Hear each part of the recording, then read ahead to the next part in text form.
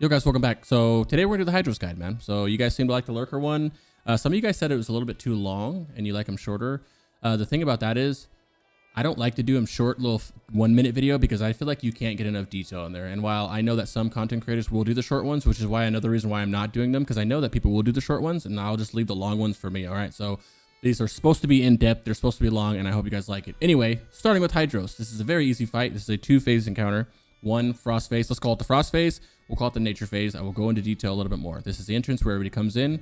Like when you come in and you fight the bogs and the trash packs. And this is the exit to go to the platforms when you're on your way to Lurker. Okay. So the typical setup, you need 3 tanks. You need one for in full frost resistance set. You need one in nature resistance, and you need a paladin to pick up the ads, a prop paladin to pick up the ads. Obviously, I'll get there in a second. So the basic setup looks like this. I like to put my warlock group over here. I like to put my mage group over here. I like my hunter group in the middle. I like to sprinkle my healers around wherever they want to go. Make sure all of you guys are in your totem range, obviously. And you put your melee over here, whatever melee you're bringing, just keep them right here. And then keep your tanking over here, facing the bops away from everybody. That's pretty much for the situation of phase 1. That's pretty much it for phase 1 positioning. This is kind of just where you want to be every single time. This is what I like to do. Phase 2, it's going to look like you just kind of shift down a little bit. Phase 2, when he's down here, you guys all just come down a little bit. That's all it is. So we're going to go to the next slide. The next slide is going to be the resistance slide. So I'm going to pause it here for a second. So because of this ability that the boss has called the Mark of Hydross, what this does is it applies a mark of power to all nearby enemies, increasing frost damage taken by 10%. And when he's on the nature side, it's nature damage, obviously not frost damage. It just switches back and forth. I couldn't find the right clip that had nature damage on it. So if you see this red line, if you can imagine this red line is an invisible line, right? There's a little post here, there's a little post here, and just red line. This is the frost area.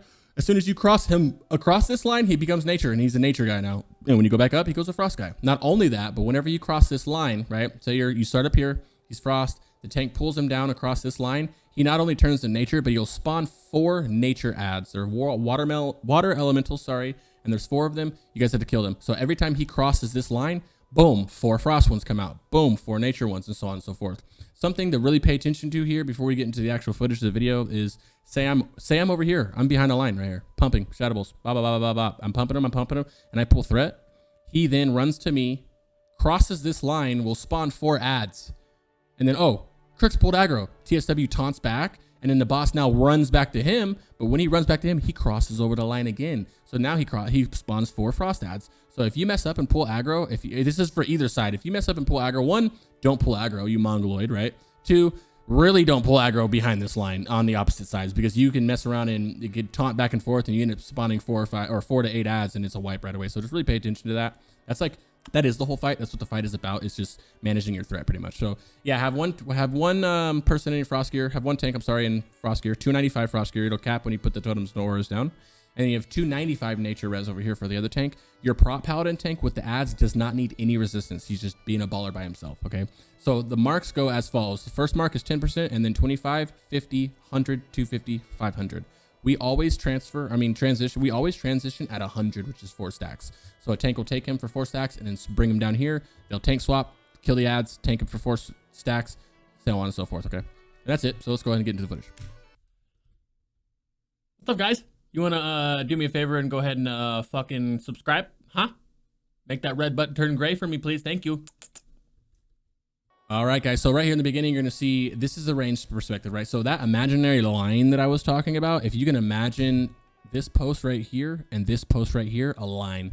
That's all it is. Just be careful here. One thing to pay attention to really carefully in this phase is this is the only important thing probably in the fight for a range caster or for anybody in their little range groups right here is he can do a watery tomb. And what that does is it tombs everybody in water if anybody is within range of each other. I think it's like 5 to 8 yards. I want to say 8 yards. You're going to see me get hit with it right now, right? So boom, water tomb. Encases the target and any of its nearby enemies in a tomb of water, stunning them for 4 seconds, and it does 4 to 5,000 damage per. It's a tick. It's 1,000 damage per tick. And see how I moved up? I don't know exactly who got hit with this, but I think it was me. I got hit with this, and I'm too close to them, and it passes to them. You see that? So a very important thing, right, to do is every group. Warlock group, mage group, hunter group, wherever you guys are, you guys need to make sure that you guys are spread out. Otherwise, this happens right here and it'll stun everybody. You're losing damage, right? This happens to me a couple times in this fight. I use this footage to show you this is what you're not supposed to be doing, and this is what it looks like. You'll see it again in a little bit too. Oh, and furthermore, you are a bum. So make sure that you're spread out and make sure nobody gets hit by this tomb, okay? As long as you guys are spread out 8 yards, only 1 person will get hit by it, and that's fine, right? Yeah, and this is phase one. These LEs will come in from the side. You can kill them if you want to. They're not a big deal. They're not part of the fight. They're the ones that are going around in a circle before you pull. So they're not like ads from the fight itself. Right here, you see a great water tomb by himself over here. See that? It's a great one. All right, so right now this is second mark. It's at 50. Or it's the third mark. It's at 50%. One more mark. You can see right here. One more mark, and the tank right here is going to switch. The Druid tank will bring it over here where TSW will taunt when he crosses, okay?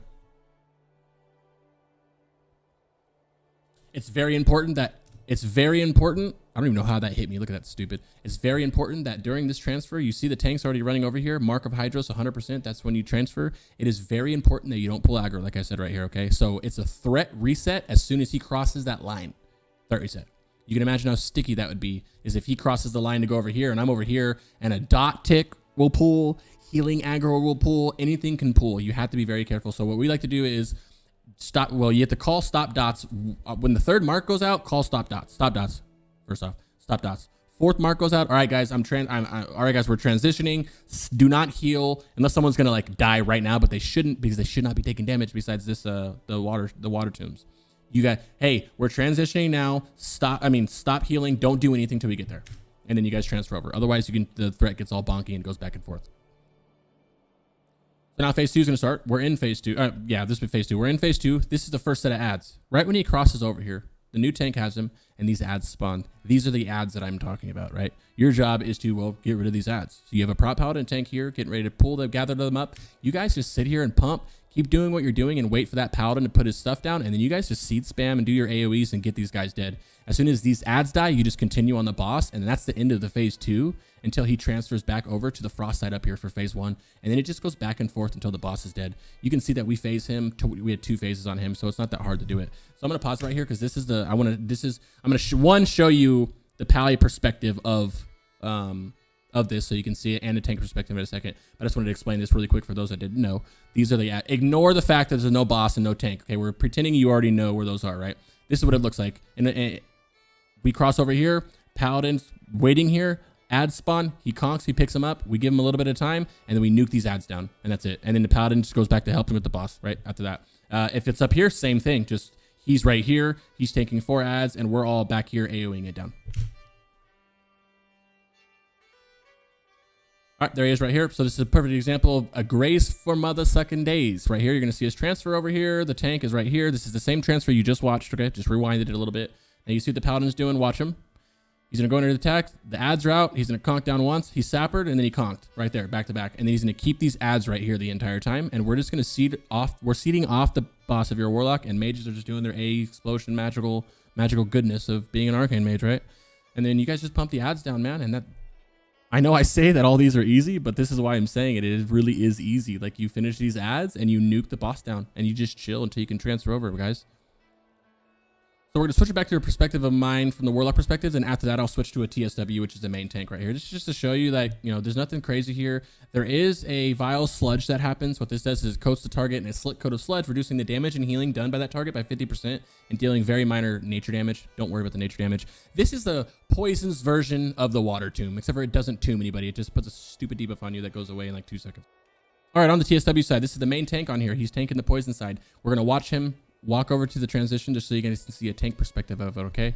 He's gathering up. He sees that the 4th mark is coming any second now. Okay, it's coming right now. There's the 4th mark. Stop DPS. Stop healing. We're running across. Put the MDs out. MD it to the next tank.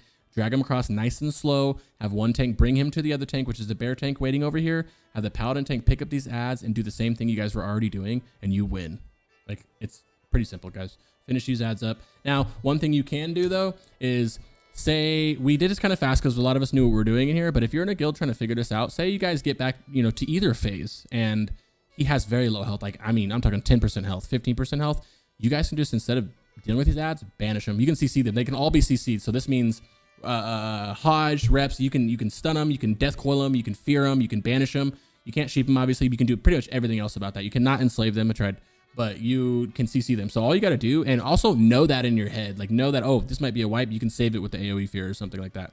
But know that if the boss is at like 10% health, you guys can just transition over and just get banishes out or chain fear these guys and just ignore the ads and pump the boss down too. That's what is suggested if you are low. Right now we're not low enough to do that, so we actually killed him, but just keep that in your head if you ever cross this transition, you see it. All right, TSW, you done pass it. You did a good job. We're gonna pass it back to me now just to finish this up. I just want to see how you guys get in position right here. I'm looking, I'm pausing, and I'm waiting, and I'm waiting, and I'm waiting, and you wait here. Anything on him, right? Another thing is your warlocks, tell your warlocks to watch how they do doom. This is not a fight where you can just doom right off the gate. This is a fight where personally I'll agony first, and after the fight starts, I'm agonying first, and then after that agony, then I'll doom, and then you put doom on cooldown. You'll never have to worry about it popping. Just be really careful. This is one of the things where it's the gate. I think they purposely timed it like that. If you doom at the start, you will pull aggro, which means you're gonna spawn ads. He's gonna taunt back and spawn more ads. So you see, I'm looking around. I'm waiting to get my spot. Man, I already got water tomb twice this match because I was too close to somebody. Okay, Scotty J's over there. I'm standing out of the distance. Nobody come near me. I'm waiting for him to gather threat, and then I'm gonna start finishing this. I'm gonna finish these ads off by seating him down, all right? And that's the fight. The fight's over after that, guys. So I'm just gonna speed it up, get to the end of this, and I'll see you guys in a couple days for the next one, man. We're gonna do some Leo Theris next, including the Leo tank guide, all right? Peace. Much love.